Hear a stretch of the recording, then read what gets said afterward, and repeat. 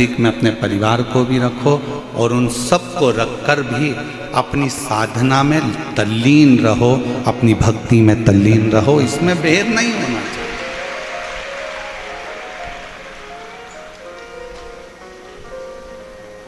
कोई महाराज तुमसे कह दे कि तुम अपना घर छोड़ दो, बिल्कुल मत छोड़ना। कह देना सीहोर वाला महाराज मना करा, हम तो हमारा घर नहीं छोड़े। कोई कहे तुम अपना व्यापार छोड़ दो, बहुत व्यापार करो, तुम्हारे शरीर की कैपेसिटी है उससे दुगना व्यापार करो, भगवान तुमको इतनी कृपा कर दे कि तुम्हें रात दिन कमाने से फुर्सत ही ना मिले। मना नहीं। तुम्हारे शरीर की कैपेसिटी है उससे दुगना तुम व्यापार करो, मना नहीं। अच्छा कमाओ, पर तुम्हारी कमाई के साथ में एक बात का और याद रखना कि वो कमाई का कम से कम 100 रुपये में से 10 रुपये ऐसे कमाना कि वो 10 रुपये आप अपने खुद के ऊपर। हम दान की नहीं कहेंगे कि तुम अपना, कई लोग कहते हैं कि अपनी कमाई का इतना अंश बाहर निकाल कर दान करो, ये करो वो करो। हम तो नहीं कहते कि तुम अपनी कमाई का इतना अंश निकाल के दान करो। हम तो ये कहते तुम्हारी कमाई का इतना अंश निकाल के अपने खुद के ऊपर खर्च करो।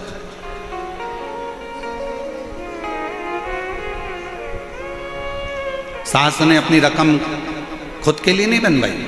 सास ने जो भी हार बनवाया, जो भी पाटली बनवाई, ये सोच के बनवाई कि मेरी बहू के चढ़ावे में चढ़ा दूंगा। सास ने साड़ी ली तो ये सोच कर ली मैं मेरी बेटी को दे दूंगा। एक माँ ने अपना जो भी सामग्री ली वो अपनी बहू और बेटी के लिए सोच कर ली। एक पिता ने जो भी बनाया वो अपने बेटों के लिए, अपनी बहुओं के लिए, अपनी बेटी के लिए, अपने दामाद के लिए बनाया। आपने अपने लिए क्या करा? खूब कमाओ। दुनिया के महाराज आपसे कहेंगे कि अपनी कमाई का इतना अंश दान करो, परंतु हम आपसे कहते हैं कि अपनी कमाई का कम से कम एक अंश निकालो और वो अपने खुद के ऊपर खर्च करो, स्वयं।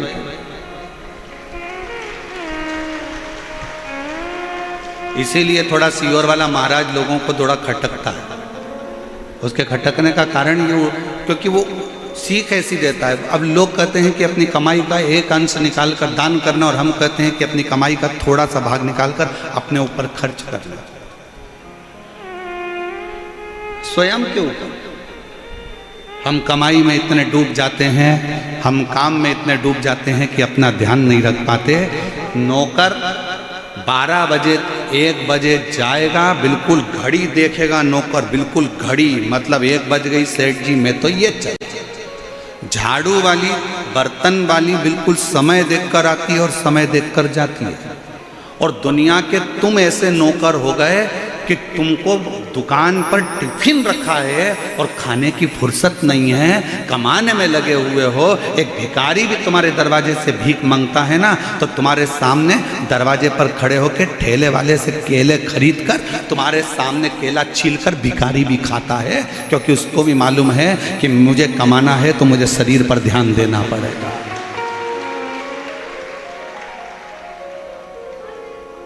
एक केवल आप और संसार के मनुष्य ऐसे होते चले जा रहे हैं कि वो अपने शरीर पर ध्यान नहीं दे रहे। कमाना है, कमाना है, कमाना। कई बुजुर्ग माताएं दिन भर लगी रहती, मेरी बेटी की शादी में मायरा भरना है, मेरी बेटी की शादी करना है, फिर मायरा भरना है, बहू आने वाली है, पोता आने वाला है, पोती आने वाली है, नाती आने वाला है, पंती आने वाला है। सबकी तैयारी कर ली, तूने अपने लिए क्या करा?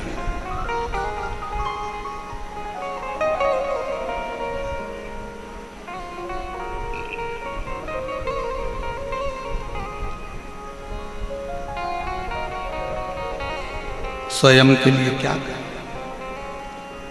शिव महापुराण की कथा सबसे पहले कहती है अपना परिवार, अपना कुटुंब, अपना घर पहले उसको देखो। और फिर निवेदन करूंगा, अगर दान करना है ना आपको, तो उसके लिए भी शिव महापुराण ने कहा। कहाँ करना दान? पहले अपने घर के अंदर देखो कि अपना घर का कोई व्यक्ति दुखी तो नहीं है। घर का व्यक्ति अगर सुखी है तो फिर अपने परिवार में देखो कोई दुखी तो नहीं है। परिवार में सब सुखी हैं तो फिर अपने पड़ोस में देखो, पड़ोस में कोई दुखी तो नहीं है। पड़ोसी अगर सुखी है तो फिर अपनी कॉलोनी में देखो कोई दुखी तो नहीं है। कॉलोनी में देखने के बाद फिर अपने वार्ड में देखो कोई दुखी तो नहीं है, फिर अपने प्रदेश में देखो, अपने ज़िले में देखो कोई दुखी तो नहीं, फिर भारत में देखो कोई दुखी तो नहीं है। सबसे पहले अगर अपना कोई दुखी है तो थोड़ा सा सहयोग, अपने कोई रिश्तेदार का बच्चा पढ़ना चाहता है, एजुकेशन लेना चाहता है, और भगवान ने अगर आपको थोड़ा सा धन दिया है और उसके पास अपने बच्चों को पढ़ाने का पैसा नहीं है, तो आप कहीं दान मत करो, सबसे पहले उस पहचान वाले के बच्चे को अच्छी एजुकेशन दिलाओ।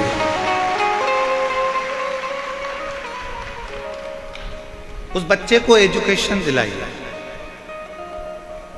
आप कहीं दान नहीं दे सकते, आपका कोई रिश्तेदार बहुत बीमार है, बहुत तकलीफ में है, उसके पास इंजेक्शन का, दवाई का, डॉक्टर को दिखाने का पैसा नहीं है, अपने को अगर भगवान ने दिया है तो थोड़ा सा उसकी औषधि में लगा, थोड़ा सा।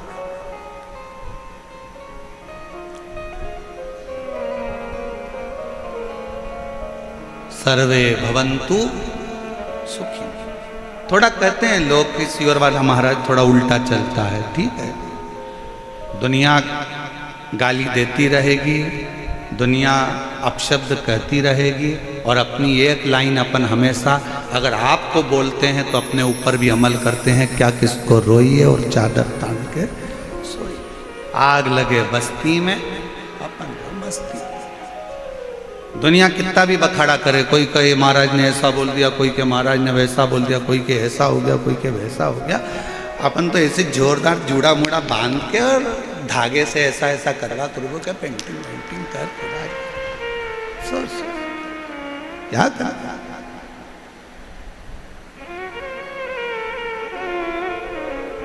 हम तो बाबा के भरोसे चलते हैं, हम तो बाबा के भरोसे चलते हैं।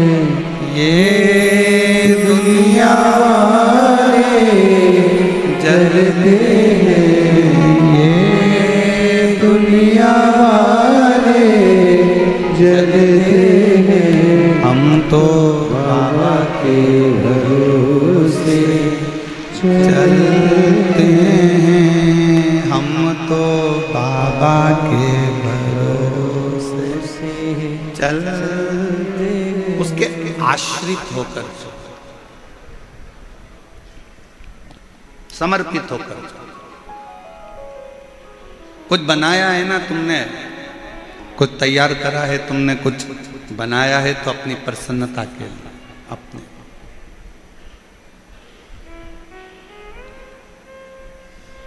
स्वयं।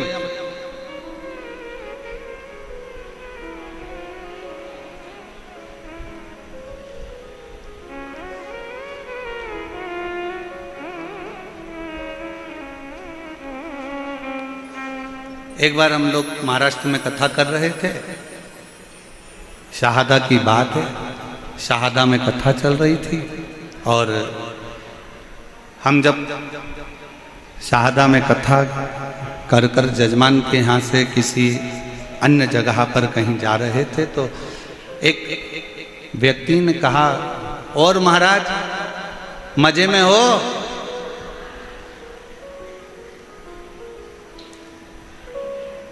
उसने आवाज लगा कर कहा, और महाराज मजे में हो? हमने कहा हाँ हम आनंद में हैं। हमने कहा हाँ हम आनंद में, ये सादा की बात है। उसने आवाज लगा कर कहा, और महाराज मजे में हो? हमने कहा हाँ हम आनंद में हैं। उसने कहा, महाराज जी मजे में और आनंद में कोई अंतर होता है क्या? हमने कहा बहुत बड़ा अंतर होता है।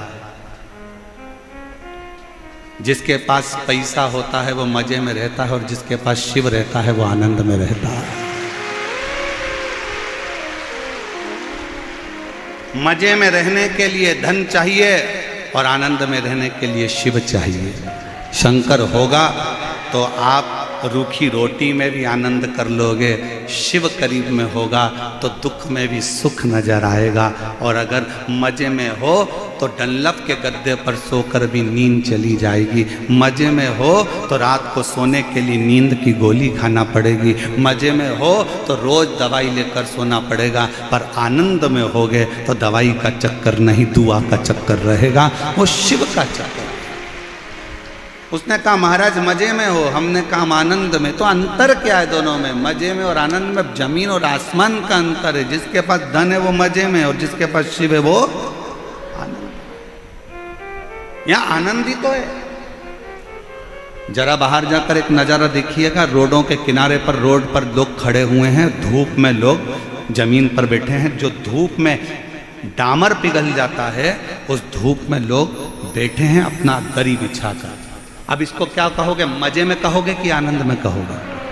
आनंद में कहोगे, क्योंकि मजे चाहिए होते तो लोग ये धूप में बैठने नहीं आते। आनंद है उनके अंदर, इसलिए वो शिव की भक्ति में जहां मर्म पड़ रहा वहां बैठ गए। मजे वाला व्यक्ति कभी इतनी भीड़ में नहीं आता है, वो डंलप के गद्दे पर रहता है। मजे वाला व्यक्ति एसी का रूम नहीं छोड़ता है। मजे वाला व्यक्ति अपनी 4 व्हीलर गाड़ी नहीं छोड़ता। मजे वाला व्यक्ति अपना घर और सोफा सेट छोड़कर नहीं आता। जिसके दिल में शंकर आकर बैठ जाता है, जो आनंद में डूबना चाहता है, वही इतनी गर्मी में भरचक भीड़ में पहुंचकर भी आनंद लेता है। और तो भी इनके चेहरे पर सल नहीं मिलेगा। ये पेड़ के नीचे भी बैठे हैं तो इनके चेहरे पर सल नहीं है। इनको सीहोर वाला महाराज तो अभी तक दिखा भी नहीं है। इनको सीहोर वाला महाराज तो अभी तक दिखा भी नहीं है, ये अभी तक मिले भी नहीं है। और जहां बैठे हैं तो भी इनके चेहरे पर वही प्रसन्नता मिलेगी जैसे एक प्यासे को कुएं का पानी मिल जाता है तो वो तृप्त हो जाता है, और एक प्यासे शंकर के भक्त को शिव पुराण मिल जाती है तो वो तृप्त हो जाता है। क्या मिलेगा? क्या? शिव को पाना है, आडंबर से दूर हो जाना। शिव को पाना। ब्रह्मा जी ने शिव जी पर शंका कर कर गलती कर दी थी, और केवल ब्रह्मा जी की शंका नहीं थी, शंका बहुत सारों की होती है जो शिव पर करा करते हैं, जो समझते ही नहीं है शंकर को।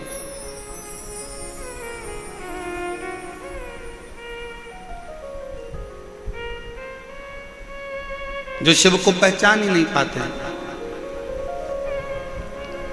क्या रखा है एक लोटा जल में? क्या रखा है एक लोटा जल में? लोटा लोटा लोटा लोटा चिल्लाते रहते हो गुरुजी, एक लोटा जल सारी समस्या का हल। अरे भाई, ये इतने पत्र जो भरे पड़े हैं हम तो पढ़ भी नहीं पाते हैं भाई। 4-5 पत्र कुल टोटल पढ़ने में आते हैं, और बाकी के पत्र सब यहीं की यहीं धरे रह जाते हैं। क्या रखा है शिव कथा?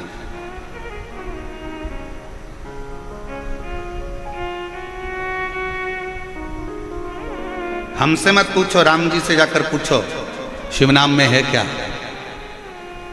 शिव जी पे एक लोटा जल चढ़ाने में क्या रखा? हमसे मत पूछो, पांडवों से जाकर पूछो।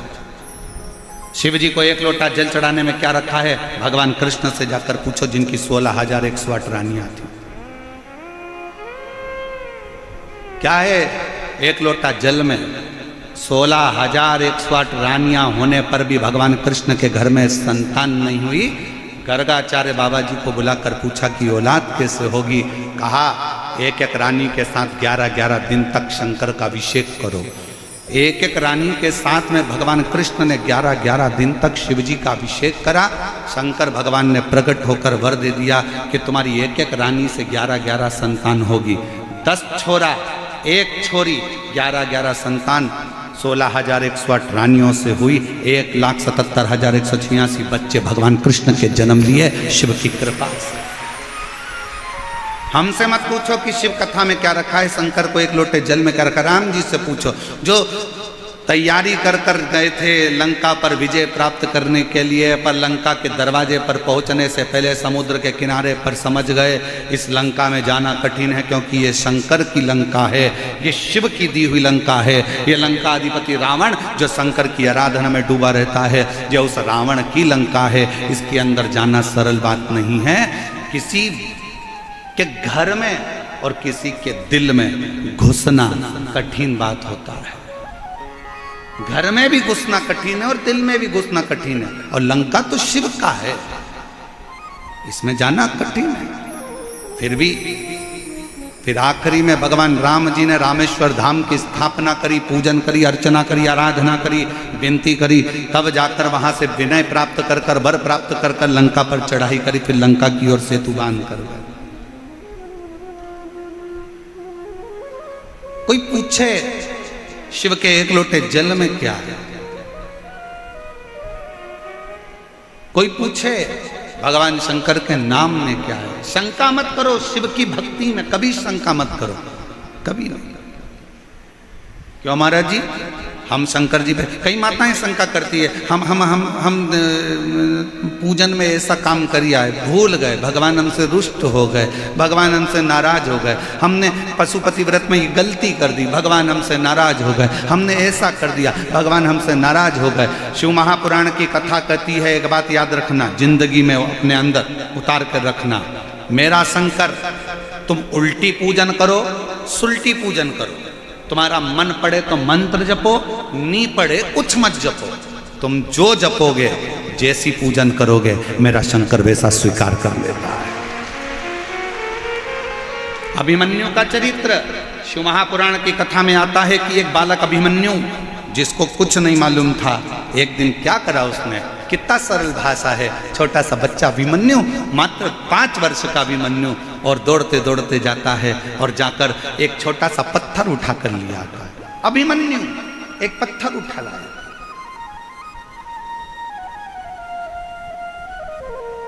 और अभिमन्यु पत्थर उठा कर लाया, उस पत्थर को उसने एक जगह पर रख लिया। क्या करता है, अभी छोटा सा 5 साल का बच्चा दौड़ता दौड़ता जाता है, अंदर से पानी भरकर ला रहा था, तो मैया ने चिल्ला दिया, कहाँ पानी लेकर जा रहा है, पानी का लोटा वहीं छोड़ दिया, अपना कपड़ा गीला करा, जिस वस्त्र को पहना था उसी को गीला कर लिया, गीला करके उसको लाके पत्थर पर निचोड़ रहा है अभिमन्यु, पत्थर पर निचोड़।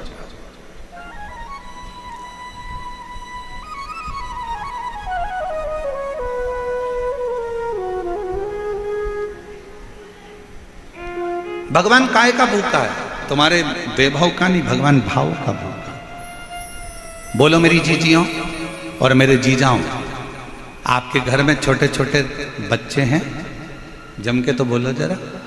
और अगर बच्चे बड़े हो गए हों तो उनके छोटेपन का स्मरण करिएगा।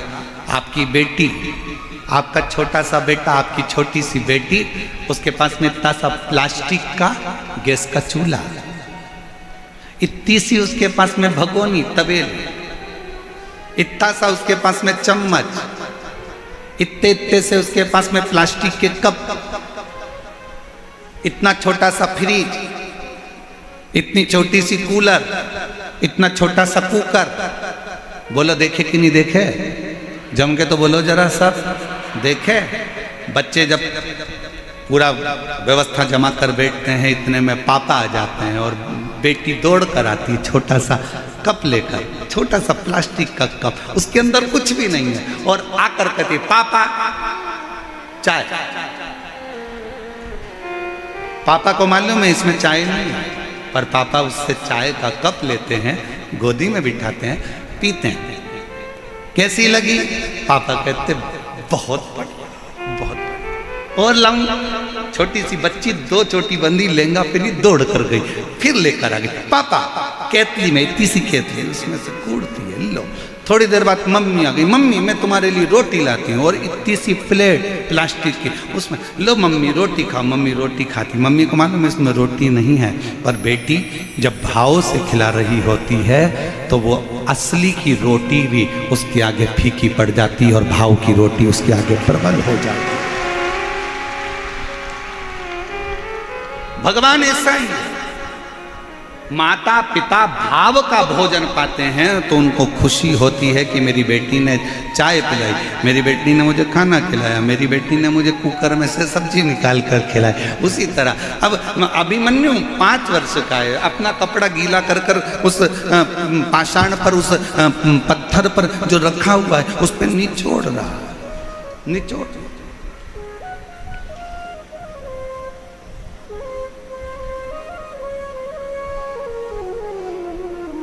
गया अभिमन्यु, चंदन नहीं है, 2 पत्थर लिए, एक पत्ती रखी पेड़ की, अब कौन से पेड़ की थी नहीं मालूम, पत्थर, उस पे पत्थर पे दोच दिया, दोच के उसको ऐसा संभल के गीला गीला पिसी हुई पत्ती पत्ती इकट्ठी करके उस पत्थर पर उसने पोत दिया, भगवान को चंदन लगा दिया। नहीं है अभिमन्यु के पास भोजन, गया दौड़ के, माँ ने सूखे कुछ आंवले के टुकड़े सुखाए थे, वही आंवले के टुकड़े की गुठली, आंवले के भी भाग ऊपर के नहीं, गुठली लाया और भगवान के सामने फल के रूप में रख दिया। अभिमन्यु, कोई तुमसे कहे ना कि भगवान को प्रसन्न करने के लिए बहुत सारी सामग्री की जरूरत है, ओ मेरी जयपुर की जीजियों, मेरी बेटियों, मेरे बेटाओं, मेरी माताओं, मेरे भाई, मेरे जीजाओं, मेरे पिता तुल्य भाई, ध्यान रखना भगवान को तुम्हारे धन और दौलत की नहीं, भगवान को तुम्हारे निर्मल स्वभाव की और तुम्हारे भाव की जरूरत है। वो कौन कहता है भगवान खाते नहीं, कोई शबरी की तरह खिलाते। कौन कहता है भगवान आते नहीं, कोई द्रौपदी की तरह बुलाओगे तो आए।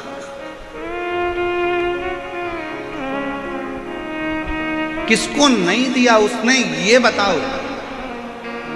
ए मेरी जीजियों, संसार का कोई मानव अगर तुम्हारे पास में आकर कह दे कि भगवान शंकर ने मुझको नहीं दिया या मुझको नहीं दिया या मुझको नहीं दिया, सब झूठ है। जो एक बार शिव महापुराण की कथा को दिल से सुनता है, एक बार कहीं मौका मिल जाए और पंडाल में बैठकर कथा का रस तत्व ग्रहण करता है, ये निश्चित है शंकर उसकी झोली 3 महीने में भरता जरूर है। क्यों नहीं देगा? क्यों नहीं?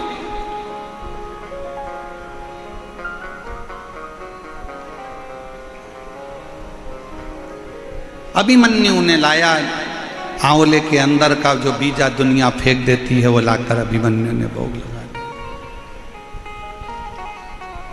उसके पास में दिया भी नहीं है, बुझा हुआ दिया मिट्टी का लाकर बुझे हुए दिए से ही आरती कर रहा। और भगवान शंकर प्रसन्न हो जाता। चंचुला देवी ने कौन सा पुण्य करा था? एक पापी की पत्नी थी चंचुला देवी, जिसका पति बिंदुक प्रेत योनि में पड़ा हुआ था। अच्छा कर्म नहीं करा था बिंदुक ने रत्ती भर भी, पर चंचुला देवी उसकी पत्नी थी, उसकी पत्नी थी।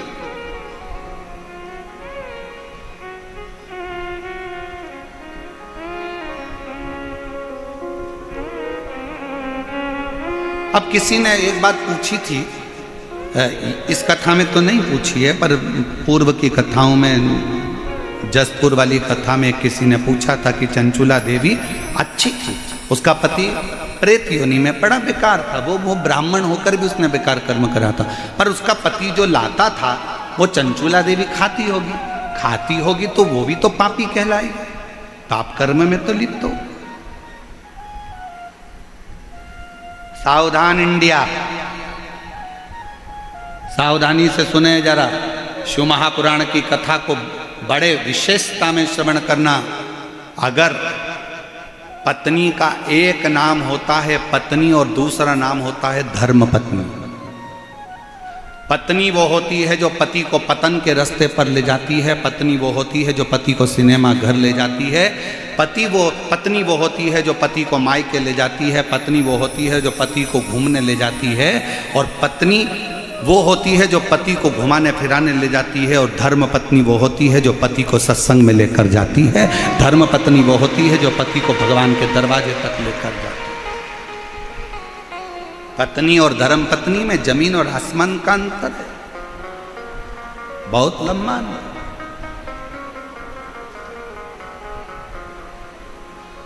अगर तुम्हारे कहने से तुम्हारे घर के पति, तुम्हारे कहने से तुम्हारे घर के बेटे, तुम्हारे कहने से अगर तुम्हारी बहू, तुम्हारे कहने से तुम्हारी बेटी, तुम्हारे कहने से तुम्हारा दामाद, तुम्हारे कहने से तुम्हारे पोता पोती भूल से भी अगर एक बार मंदिर, सत्संग या कथा या भगवान शंकर की मंदिर तक पहुंच जाएं, तो समझ लेना कि उस घर में तुमने सारे तीर्थ कर लिए और सारा तीर्थ का आनंद प्राप्त कर,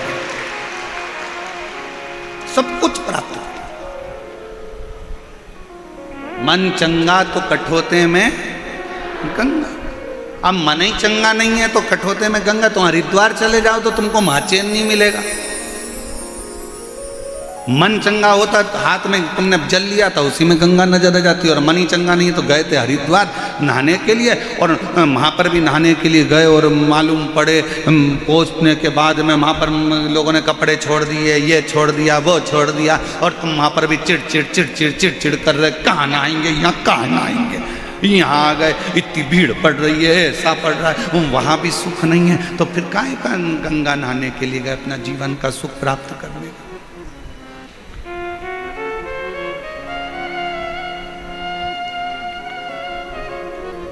लोग कहते हैं चंचूला पति कमाता था, पाप कर्म करता था, उसका अंश धर्म पत्नी खाती थी, तो इसको भी पापी की गिनती में रखा जाए। बोलो रे भाई, तुम्हारा क्या कहना है? जयपुर वाले जो निर्णय देंगे कथा अमर में ही मोड़ देंगे। तुम निर्णय दो आज।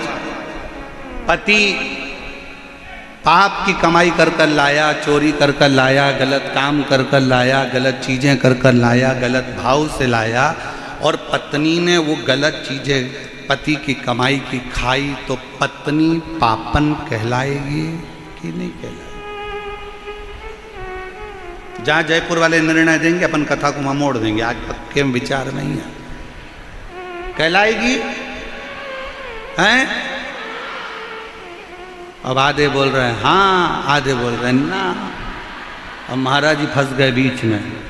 बताओ जल्दी से, कहलाएगी नहीं कहलाएगी? पत्नी उस पाप की हकदार नहीं होगी। क्यों नहीं होगी? उसका एक कारण है, पत्नी कभी अपने पति से नहीं कहती कि तुम चोरी करो। पत्नी कभी अपने पति से नहीं कहती कि तुम बेईमानी कर कर लाओ। पत्नी कभी, पूरे दुनिया की कोई पत्नी अपने पति से नहीं कहती। हाँ, कोई पर नारी के चक्कर में अगर पति पड़ा है तो वो पर नारी जरूर कहेगी तुम डाका डाल के लाओ, चाहे चोरी करके लाओ, पर मुझे लाकर सोने के हार दो, मुझे लाकर मोबाइल दो, मुझे लाकर कुछ भी दो, तुम डाका डालो, चाहे कुछ भी करो, चाहे चोरी करो, पर मुझे लाकर दो। ये पर नारी कहेगी।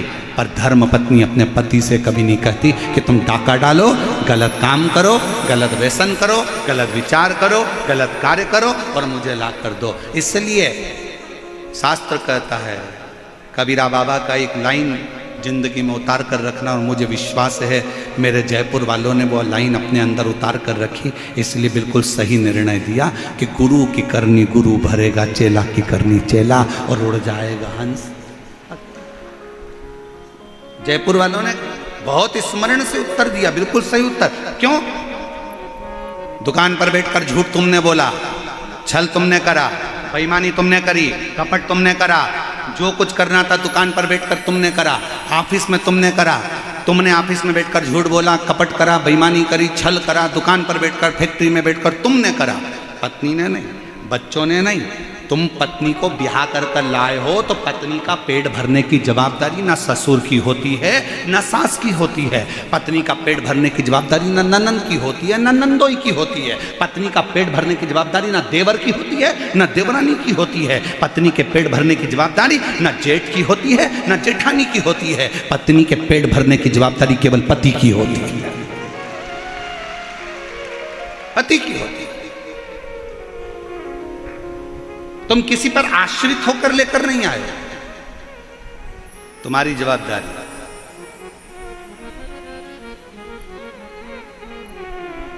तुम्हारे बल पर में आई, किसी दूसरे के बल पर नहीं। तो पेट भरने की जवाबदारी किसकी है? पति।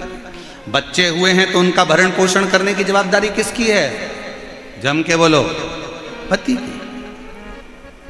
अच्छी शिक्षा देने की जवाबदारी पति की होती है, अच्छे कॉलेज में पढ़ाने की जवाबदारी पति की होती है, अच्छे स्कूल में पढ़ाने की जवाबदारी बच्चों को पति की होती है। फिर माँ की क्या जवाबदारी होती है? तो शिव पुराण कहती है माँ की जवाबदारी होती है अपने बच्चों को संस्कार देना, गलत कार्य से दूर हटाना और अच्छी राह देना। ये माँ की जवाबदारी है।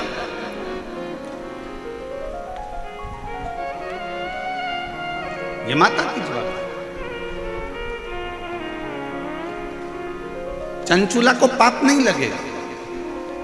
पत्नी ने कभी नहीं कहा कि तुम चोरी कर कर लेकर आओ। गुरु की करनी गुरु भरेगा, चेला की करनी चेला। तुमने झूठ बोला, तुमने बेईमानी करी, तुमने प्रपंच करा, तो ऊपर भी कर्म का भोग तुम्हें ही भोगना। बल्कि धर्म पत्नी तो इतना अच्छा काम करती है, तेरी कमाई में से थोड़ा सा धन निकाल कर कहीं दान कर देती है, तो तेरी कमाई शुद्ध हो जाती है और खुद भी परम धाम जाती है और तुझे भी लेकर जाती है। वो धर्म पत्नी होती है। गलत नहीं कर रही। और मत बुरे कर्म कर बंदे, वरना पछताएगा। भगवान की आंखों से तू बच नहीं पाएगा, तू बच नहीं पाएगा। अरे ओ अज्ञानी मत कर नादानी, अरे ओ अज्ञानी मत कर नादानी। तेरे कर्म का फल भी तू ही पाएगा, जैसा किया तूने तेरे आगे आएगा। मत बुरे कर्म कर बंदे, वरना पछताएगा। भगवान की आंखों से तू बच नहीं पाएगा, तू बच नहीं पाएगा। अरे ओ अज्ञानी मत कर नादानी। अपने कर्म अपने को भोगना। अपना तुम्हारे कमाई के हिस्सेदार बहुत सारे होंगे, पर तुम्हारे कर्म के हिस्सेदार कोई नहीं। प्रॉपर्टी के हिस्सेदार बहुत सारे होंगे, तुम्हारे गोल्ड सोना चांदी के हिस्सेदार बहुत सारे होंगे, जमीन जायदाद के हिस्सेदार बहुत सारे होंगे, तुम्हारे कपड़ों के हिस्सेदार बहुत सारे होंगे, पर तुम्हारे कर्म का हिस्सेदार कोई नहीं होगा।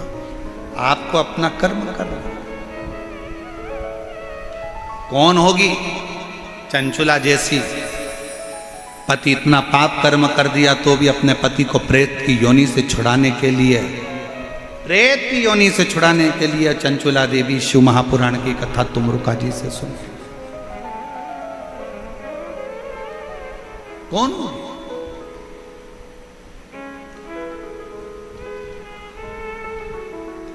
पति कहता है मेरी पत्नी मुझसे प्यार नहीं करती, मेरी पत्नी मुझसे प्रेम नहीं करती। प्रेम नहीं करती तो चतुर्थी का व्रत नहीं करती, खाना खा के निपटा देती। चतुर्थी व्रत करा, करवा चौथ का व्रत करा। बच्चों से प्रेम नहीं करती तो संतान सप्तमी का व्रत ना करती। एक नारी का पूरा जीवन खुद के लिए कुछ भी नहीं है।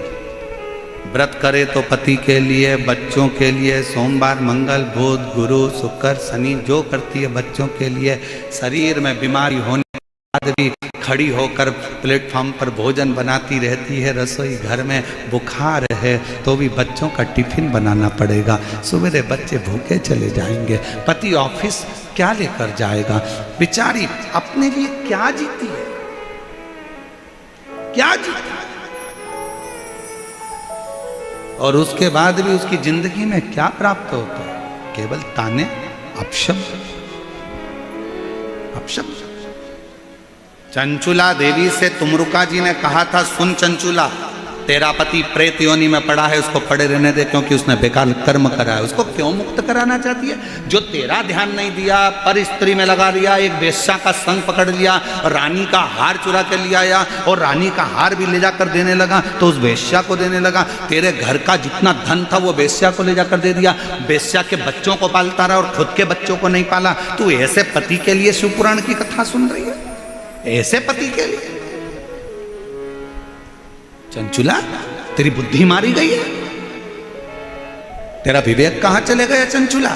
चंचुला कहती है, वो फिर वो एक लाइन याद कर लो, वो ऐसी टेढ़ी चोटी वाली बाई की।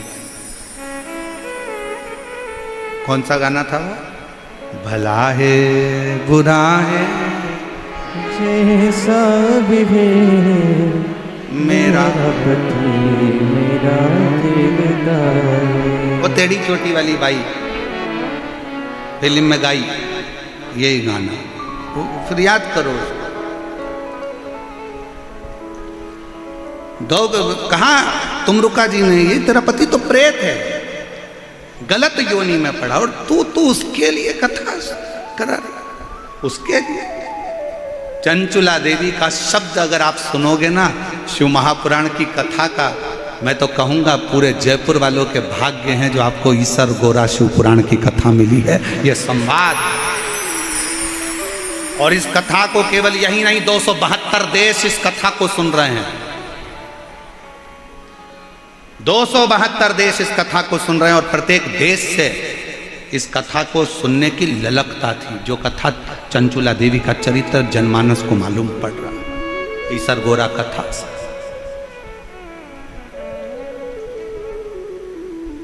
चंचुला, तेरे पति के लिए जो प्रेत योनि में पड़ गया, गलत काम कर गया, गलत कृत्य कर गया, तेरे बच्चों पर ध्यान नहीं दिया, वेश्या के बच्चों पर ध्यान दिया, तुझे कभी धन ना दिया, वेश्या का घर पूर दिया, तेरे सौंदर्य के लिए कुछ ना लाया, वेश्या के सौंदर्य के लिए सब कुछ दिया, तेरा मकान तक नहीं बना पाया तो टूटे झोपड़े में रहती रही, किराए के मकान में रहती रही, और तेरी वो वेश्या का वेश्यालय बना दिया, और तू उसके लिए शिव पुराण की कथा सुन रही, उसके लिए। चंचुला कहती है,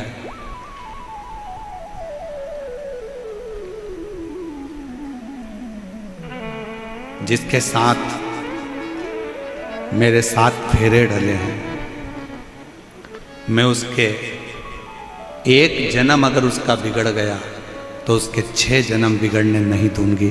तब तो मैं नारी हूं, तब तो मैं स्त्री। 7 जन्म के लिए 7 फेरे डले हैं विवाह के। मान लो उसने एक जन्म अपना बेकार कर लिया, वेश्या के चक्कर में लग गया, पाप में लग गया, और उसके 6 जन्म तो नहीं बिगड़ने दूंगी, 6 जन्म तो नहीं बिगड़ने दूंगी। ए गुरुजी, मेरा पति बहुत दारू पीता है, मैं तो इससे तलाक ले लूंगी, मुझे नहीं रहना इसके साथ। क्यों नहीं रहना? क्यों नहीं रहना?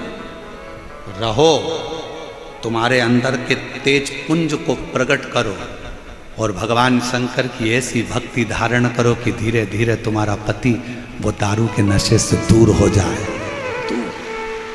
हर चीज का जवाब तलाक नहीं होता कि 2 मिनट में तलाक ले लिया और कहने वालों ने बस तलाक तलाक बोल दो तो तलाक हो। ना ना ना ना, रहो उसके साथ।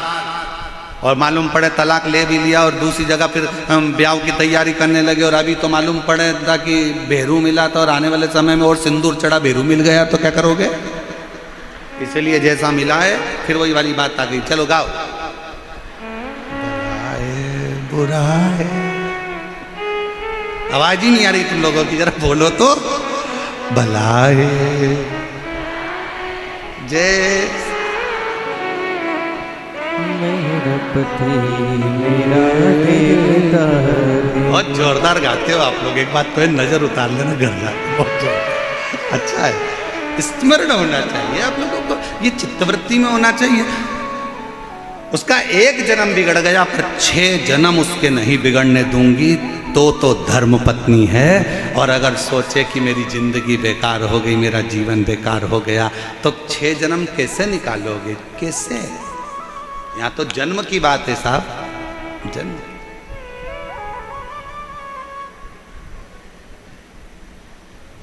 और फिर याद रखो, हर जन्म में पत्नी मिलेगी, हर जन्म में पति मिलेगा, हर जन्म में बच्चे भी मिलेंगे, हर जन्म में तुमको भोजन भी मिलेगा। कुत्ता बन गए तो भी खाने को मिलेगा, चींटी बन गए तो भी खाने को मिलेगा, झिंगुर बन गए तो भी खाने को मिलेगा, मछली बन गए तो भी खाने को मिलेगा, पक्षी बन गए तो भी खाने को मिलेगा। प्रत्येक जन्म में तुम्हें सब कुछ मिलेगा, पर प्रत्येक जन्म में शिव महापुराण की कथा नहीं मिलेगी। ये केवल एक मनुष्य जन्म में प्राप्त होता है, जिसमें हम अध्ययन कर सकते हैं, हम स्मरण कर सकते हैं, हम उतार सकते हैं। चंचुला के प्रश्न भारी थे, भारी। शिव कथा कर रही है, भगवान शंकर का संवाद कर रहा है। शिव महापुराण की कथा कहती है कि आनंद में रहने के लिए तुम्हें धन की नहीं, विश्वास की जरूरत पड़ती है, भरोसे की जरूरत। जब आप लोग 21 मई से 27 मई तक निरंकारी मैदान दिल्ली में जो शिव महापुराण की कथा होगी, उसको जब आप श्रवण करोगे, तो दिल्ली से जब आप उस कथा को निरंकारी मैदान दिल्ली से जब सुनोगे 21 मई से 27 मई तक, तो उस कथा का स्मरण में आप देखेंगे कि पांडवों का जितना भरोसा कृष्ण पर था, पांडवों का उससे अधिक भरोसा शिव पर था, भगवान शंकर पर। और भरोसा ही तो होना चाहिए। एक पत्र है, अच्छा है।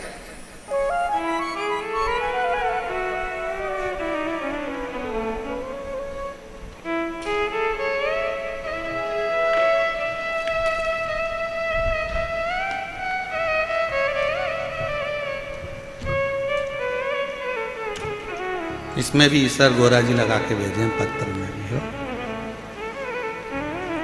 आनंद कंवर, पता है सोडाला, रामनगर वेद विला, डी कॉलोनी, जयपुर। मेरा मोबाइल नंबर ये है।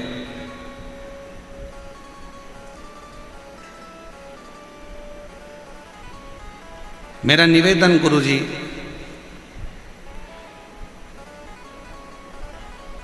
मैं आनंद कंवर, गले में गठान हो गई थी, जिस गठान को डॉक्टर ने गलत कहना चालू करा। हम लोग बहुत परेशान हो गए। तब हमारे पड़ोस में रहने वाली आंटी जी मंजू कंवर, जिन्होंने अचानक से घर आकर यह उपाय बताया कि मंजू कंवर जी, महाकाल में सीहोर में एक बार जाओ, वहाँ रुद्राक्ष लेकर आओ, बाबा से कंकर शंकर पूजन कर कर आओ, डॉक्टर ऑपरेशन का बोल रहा है, एक बार शिव पर भरोसा कर कर दे। हम लोग गए, कंकर शंकर पूजन कर कर वहाँ का रुद्राक्ष लाए, शिव जी के मंदिर जाना चालू करा, लोटा भरकर जल चढ़ाना प्रारंभ करा। गुरुजी, आज मैं बाबा को धन्यवाद देने आई हूँ। डॉक्टर ने तो गले में जो गठान हुई थी उसका ऑपरेशन का बोला था, पर मेरे बाबा ने, पत्र को आप लोग एलईडी पर पढ़ सकते हैं, मेरे बाबा ने 15 दिन के भीतर गांठ व दर्द को समाप्त कर दिया, और गठान भी पूरी मेरी 15 दिन के अंदर समाप्त। 15 दिन के गठान। कहीं बैठे हों तो एक बेलपत्र लेने के लिए आ सकते। शिव भक्ति किसको कहते हैं? भगवान शंकर का एक पत्र है, अच्छा है।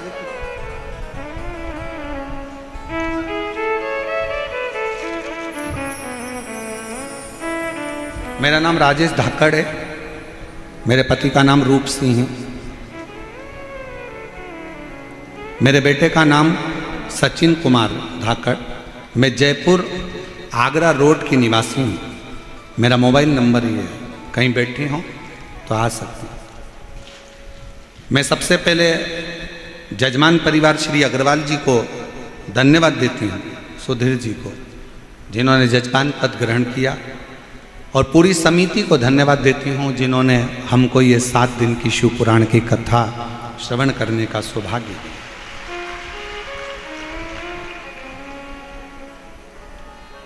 जयपुर के अंदर कुबेर भंडारी की कृपा से ये कथा का लाभ मिल रहा है। गुरुदेव, मेरा बेटा सचिन 6 साल से नीट की तैयारी कर रहा था, पर 6 साल से नीट की तैयारी करता पर उसका सिलेक्शन नहीं हो पा रहा, जिसकी वजह से मेरा बेटा पूर्ण तरह से हार चुका, धीरे धीरे डिप्रेशन की ओर जाना चालू हो गया।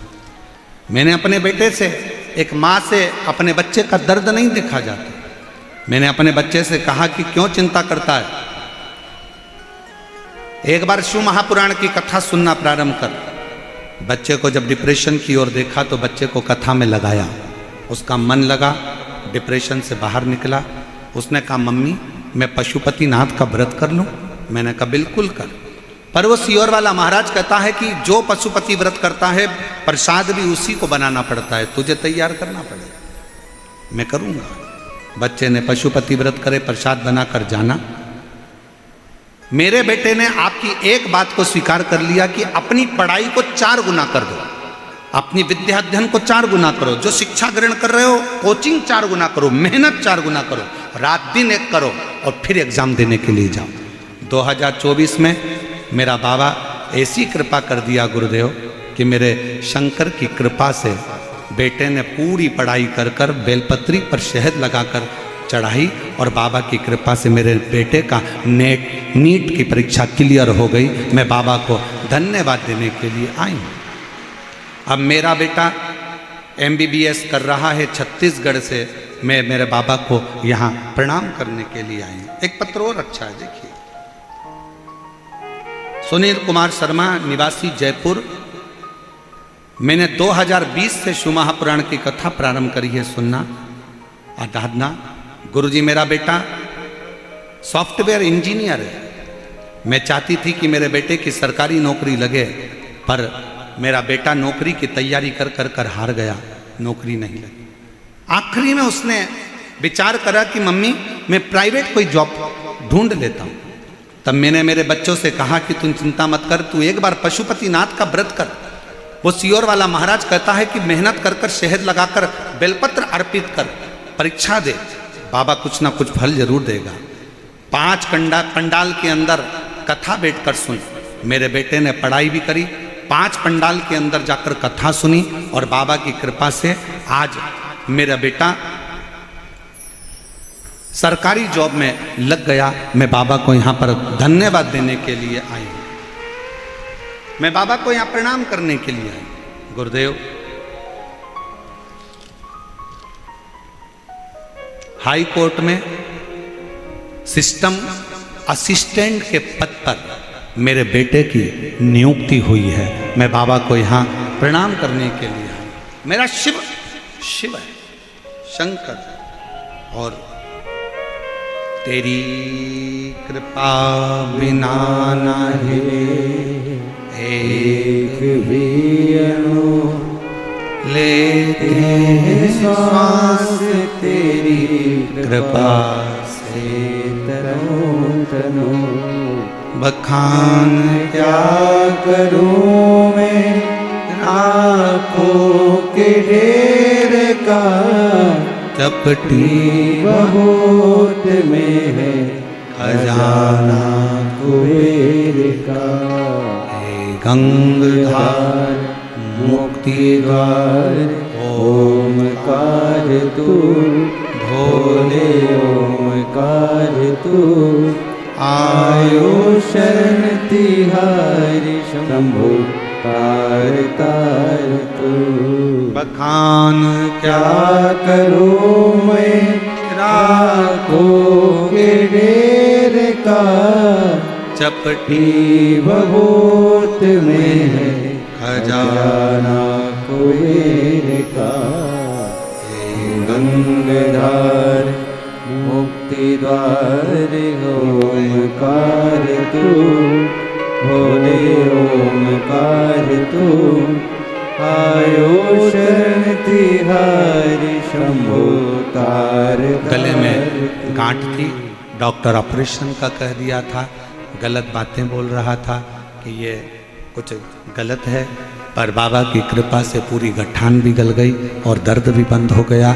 डॉक्टर ने ऑपरेशन करने से मना कर दिया और शिव की कृपा से स्वस्थ। उसकी उदारता होना चाहिए, उसकी उदार।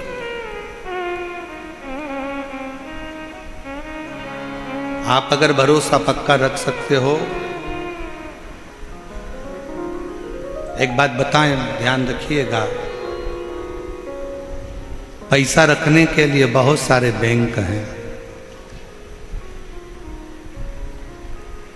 सोना रखने के लिए बहुत सारे लॉकर हैं, पर शिव को अपने अंदर रखने के लिए बहुत सारे दिल नहीं है। अच्छे दिल की चाह मेरे बाबा को भी होती है, अच्छे मन की चाह शिव को होती है। आप श्रेष्ठ मन से, श्रेष्ठ चित्त से, श्रेष्ठ वृत्ति से जब शिव को पुकारते हो, शंकर सुनता है। कल एक बहन जी कह रही थी, गुरुजी आप कहते हो कि पंडाल बैठ कथा सुनो, कथा सुनो, कथा सुनो, पंडाल में तो जगह रहती नहीं है। हमने कहा बाहर भी तो बैठ जाते हो, बाहर ना सुनो तो टीवी पर सुनो, आस्था चैनल पर आती है उसमें सुनो, मोबाइल पर आती है उस पर सुनो, दिल तो लगा। कई लोग ऐसे बैठे हैं जिनको केदारनाथ जाना है, बोलो सही है कि गलत है? बहुत सारे ऐसे बैठे हैं, मेरे को अमरनाथ जाना है, मेरे को केदारनाथ जाना है, मेरे को अमरनाथ जाना है, मेरे को केदारनाथ जाना है। अरे बड़े हॉस्पिटल में जाने से पहले प्राथमिक उपचार केंद्र तो जाओ। बड़े हॉस्पिटल में जांच बाद में करवाना, पहले अपने गांव का जो हॉस्पिटल है, अपने शहर का जो हॉस्पिटल है, अपना जो परिचित डॉक्टर है, पहले उसके पास तो जाओ। अर्थात बड़े ज्योतिर्लिंग में जाने से पहले अपने घर के पास में जो शंकर का मंदिर हो वहां जाना तो चालू करो। धीरे धीरे केदारनाथ और अमरनाथ भी बुला लेगा, बुलाएगा। अब तुम जाओ तो हो नहीं, और मन में तैयारी करके हम 4 दोस्त, मम्मी ओ मम्मी, ओ मम्मी 2000 दे। मम्मी बोले काय को दूं? हम 4 दोस्त मिलके अमरनाथ जा रहे हैं। मम्मी माथा ठोकी, बाजू में शंकर जी का भी एक लोटा जल चढ़ाने मिल गया, और 4 दोस्त मिलके अमरनाथ जा रहे हैं। क्या करेगा मैं अमरनाथ जाके? दर्शन करूंगा। मम्मी ने बोला अरे सारे तीर्थ धाम आपके चरणों में, अरे हे भोलेनाथ आपके चरणों में। बाजू में अपने घर के 3 घर छोड़ के तो शंकर जी का मंदिर है, वहां जाकर एक लोटा जल चढ़ाना चालू कर।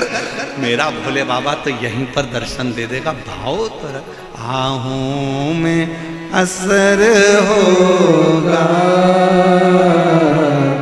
घर बैठे बुला तुम रूठे रहो रे, हम तुम्हें मना देंगे। तुम कहते हो भोले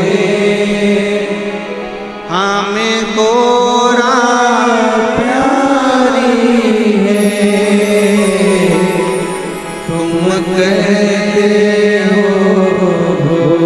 सब बोलिए हमें गोरा प्यारी है।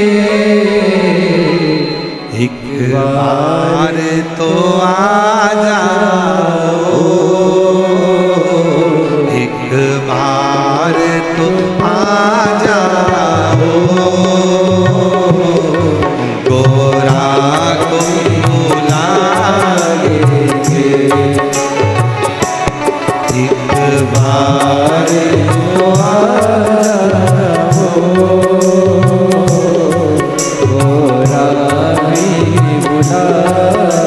बेटे की हाई कोर्ट में बहुत सुंदर पद पर प्रतिष्ठित हुआ है।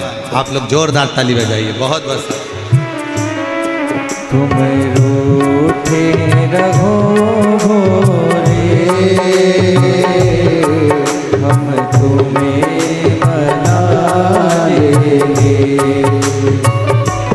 तुम रूठे रहो भोले,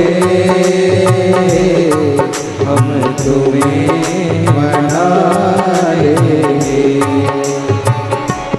तुम कहते हो भोले हमें गंगा प्यारी है। तुम कहते हो भोले हमें गंगा प्यारी है। तुम कहते हो भोले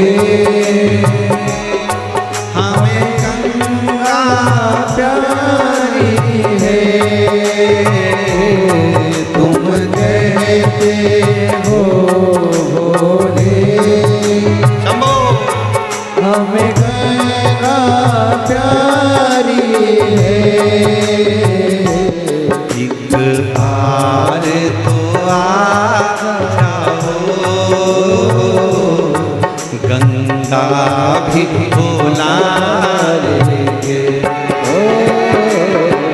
एक बार तो आ जाओ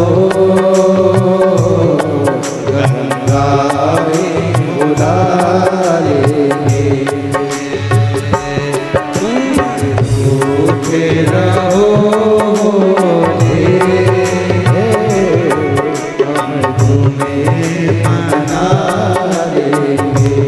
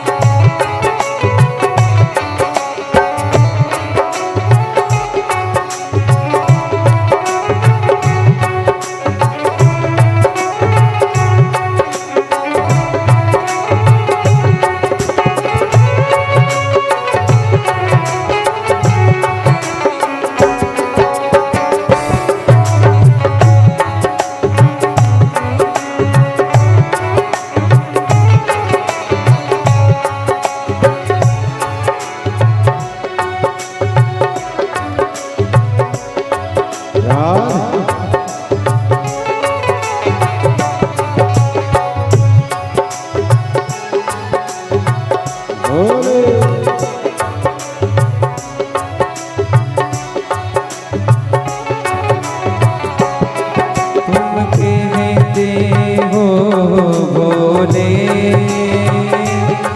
मुझे भक्त प्यारे हैं। तुम कहते हो भोले, मुझे भक्त प्यारे हैं। तुम कहते हो भोले, मुझे भक्त प्यारे हैं। तुम कहते हो भोले, मुझे भक्त प्यारे हैं। एक बार तो आ जाओ, भक्तों से मिला देंगे। एक बार तो आ जाओ, भक्तों से मिला देंगे। रूठे न हो भोले, अब तुम्हें मना लेंगे। तुम रूठे न हो भोले, हम तुम्हें मना लेंगे। आँखों में असर होगा, घर बैठे बुला लेंगे। आँखों में असर होगा, घर बैठे बुला लेंगे। आँखों में असर होगा, घर बैठे बुला लेंगे।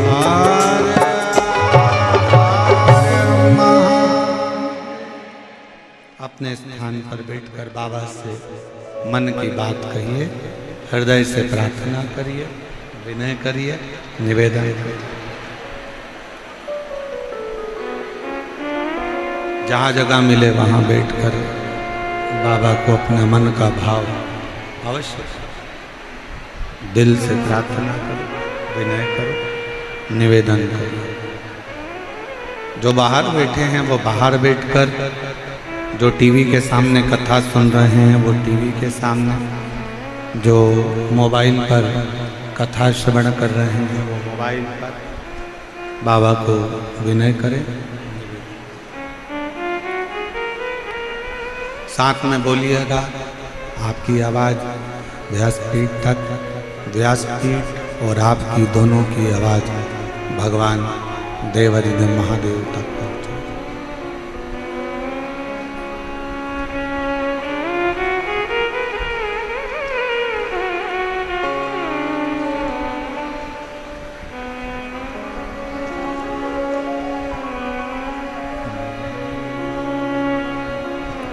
श्री शिवाय नमस्तु।